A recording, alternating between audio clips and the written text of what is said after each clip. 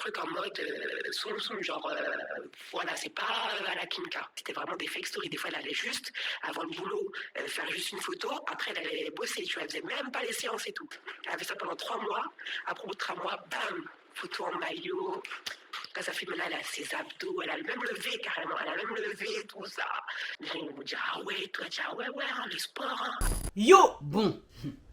Aujourd'hui, je vais pas vous demander de boire de l'eau parce que clairement, ça va pas suffire. Les gars, prenez une tasse de thé, c'est moi qui régale. Avant de vous servir, je rappelle que chacun est libre de faire ce qu'il veut. Mais comme tout le monde est libre de faire ce qu'il veut, moi aujourd'hui, j'ai décidé de faire ce que je voulais en dénonçant les pratiques de certaines parce que clairement, ça commence à me casser les couilles. Pour ceux qui me connaissent pas, je suis coach sportif depuis presque maintenant 10 ans, sur les réseaux à peu près le même nombre d'années, et j'ai vraiment pu constater l'évolution des corps sur les réseaux, mais aussi des demandes malheureusement de plus en plus inatteignables à cause de ces putains de mensonges de merde sur la toile.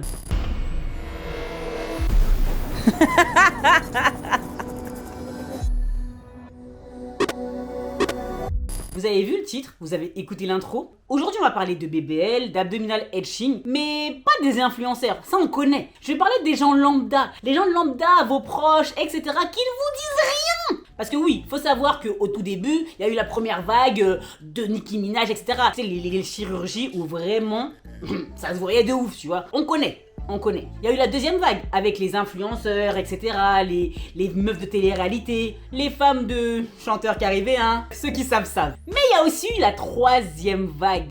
Mais on en parlera après. Avant de rentrer au cœur du sujet, on va d'abord détailler un peu ce que c'est les nouvelles chirurgies, histoire que tout le monde soit sur la même longueur d'onde.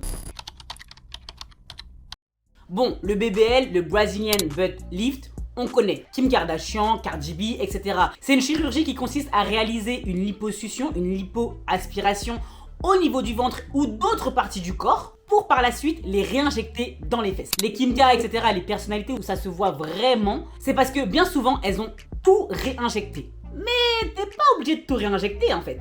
Faut savoir que c'est une chirurgie hyper récente. Ça veut dire qu'on n'a pas vraiment de retour sur le long terme. Et c'est en partie pour ça que c'est l'une des chirurgies les plus dangereuses. Parce qu'en fait, il faut savoir que le fessier, la zone des fesses, on peut pas vraiment, tu vois, charcuter les fesses parce qu'il y a trop de nerfs, il y a trop de muscles, etc. Ce qui fait que bien souvent, les mauvais chirurgiens injectent de la graisse dans le muscle. Ce qui fait une embolie graisseuse, ce qui cause la mort de beaucoup des jeunes femmes. Bien évidemment, on parlera pas du fait que plus la chirurgie, plus l'opération est peu chère, et plus il y a de risques sanitaires et de médecins pas qualifiés.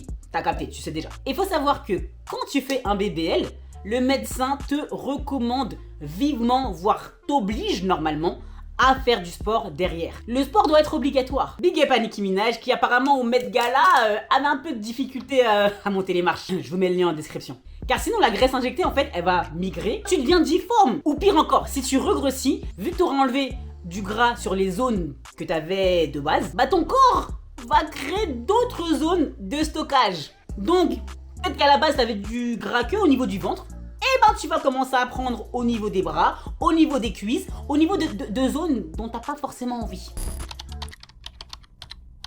Mais il y a aussi l'abdominal etching. Et elle est beaucoup moins connue. En fait, dans cette chirurgie-là, on aspire le gras du ventre, mais uniquement dans le but de créer des abdos, de former des abdos. En fait, c'est comme si tu dessinais, tu sculptais les abdos en creusant les tissus graisseux nécessaires, et puis tu laisses le reste. Ça donne l'illusion d'avoir des abdos, alors que non, il n'y a pas de muscles les gars, c'est que de l'illusion.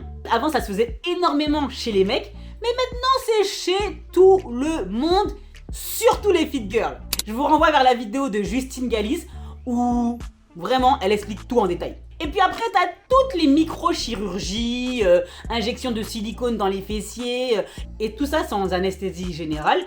Et du coup, des résultats immédiats. Donc du coup, pour revenir à ce que je disais avant, la troisième vague là de meufs qui ont fait de la chirurgie. Vous vous rappelez de ce que j'avais dit dans cette vidéo là? La seule chirurgie que vous arrivez à détecter, à déceler, ce sont les chirurgies ratées. Et oui, je vais encore le dire et le redire, les chirurgies que vous décelez, sont les chirurgies ratées. Et il n'y a pas que ça. Beaucoup, énormément, mais quand je dis beaucoup, énormément, c'est énormément de meufs ont fait de la chirurgie et vous pensez bien qu'elles ne sont ni extravagantes et plus intelligentes que celles qui en ont fait à outrance. Donc ça se voit pas forcément à vue d'œil. Et on va parler de ça aujourd'hui. C'est d'elles qu'on va parler. Ces meufs là qui vous font croire que c'est grâce au sport alors que non. Parce qu'en vrai, moi je suis au courant de beaucoup de meufs. J'ai vu leur évolution des fois sur les réseaux. Et je sais ce qui est possible de faire avec le sport. Même le sport à très très haut niveau. Puisque j'ai fait du bodybuilding. Je sais très très bien ce qu'il faut faire pour prendre du muscle naturellement ou pas d'ailleurs. Et des fois... Et le problème en fait c'est que des fois j'ai des demandes de clients qui me disent je veux atteindre tel physique, alors que ce physique n'est pas naturel. C'est pas en faisant du sport qu'elle a eu ça. Alors j'ai pas dit que c'était impossible, mais très souvent c'est pas possible. La plupart du temps en plus c'est même pas votre morphologie de base. Donc soit ces meufs en vrai c'est leur morphologie et elles ont de la chance, ça arrive, ça existe. Soit elles ont fait de la chirurgie mais elles vous le diront jamais. Pourquoi elles vous le diront? Et attention, parce qu'on parle énormément des Américaines, mais est-ce qu'on parle des Caribéennes? Les chirurgies à Saint-Domingue, à l'île Maurice, on en parle? Elles vous le disent pas ça, elles vous le disent absolument pas. Mais les Américaines, et vous alors? Et vous alors? Faire croire que c'est la génétique des Noirs, c'est naturel, on est formé comme ça.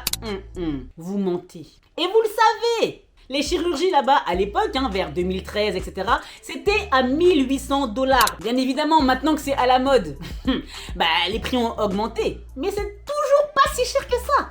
Et bien évidemment, elles ont pas fait des trucs extravagants. Elles ont fait des trucs naturels pour que ça se voit le moins possible. Mais que ça paraisse quand même une petite évolution, tu vois. Théma, on m'a envoyé des audios. Je vous laisse écouter avec moi. Franchement, il y a une période aussi, j'avais une période où j'étais déter, je voulais trop aller à Saint-Domingue faire, parce que c'était trop, tout le monde allait, mais en plus ils allaient en mode en soum-soum. Il y a un groupe de copines, il y a c'est une bonne copine, elle a été avec 3 autres de ses copines, donc elles ont été à 4 à Saint-Domingue, elles ont économisé tout ça, machin, elles ont fait leur truc, un truc en mode soum-soum, genre voilà, c'est pas à la Kimka. En faisant des fake stories, en faisant des fake posts, à la salle et tout, nanana. C'était vraiment des fake stories. Des fois, elle allait juste, avant le boulot, faire juste une photo. Après, elle allait bosser, tu vois, elle faisait même pas les séances et tout. Elle avait ça pendant 3 mois. Après, au bout de 3 mois, bam, photo en maillot. Quand ça fait maintenant, elle a ses abdos, elle a le même levé carrément, tout ça. Les gens vont me dire, toi, le sport et tout. Voilà, vous pouvez fermer vos mâchoires, boire un petit coup et profitez-en pour vous abonner à mon Instagram, histoire de...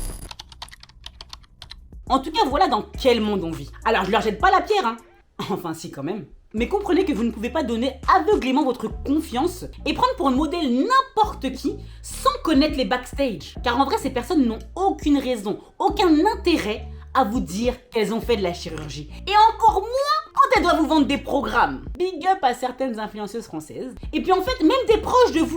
J'ai une meuf que je connais qui m'a dit que même sa belle-sœur lui a menti en lui faisant croire que c'était un programme. Donc elle-même, elle a acheté le programme et en fait, elle a vu qu'il n'y avait pas les résultats et elle a dit « Ah merde !»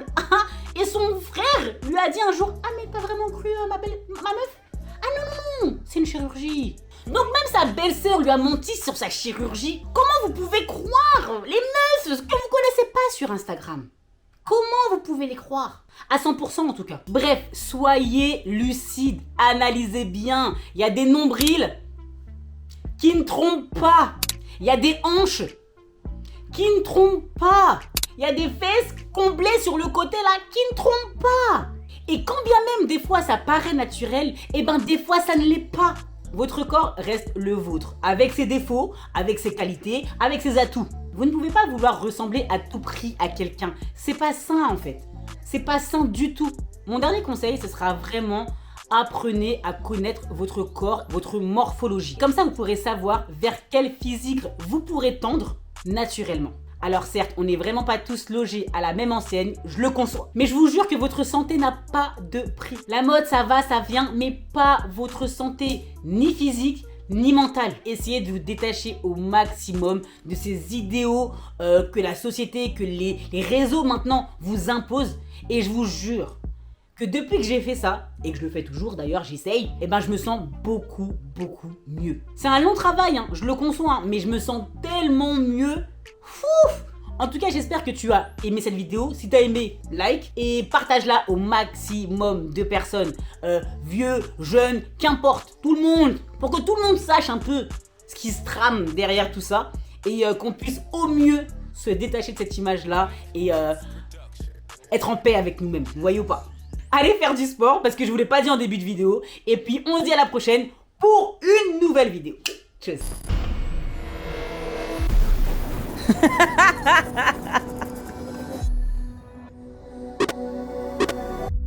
Au fait, mon thermos vient de chez Prozis. Est meilleur thermos de toute ma vie. Le truc ne coule pas. Et en plus, il tient le thé chaud jusqu'à... je suis déjà resté genre 2 à 3 heures avec du thé super chaud en mode encore brûlant. C'est le feu. Bref, à moins 10% avec mon code DADJ sur Prozis. Bah, fais-toi plaisir. Tchuss.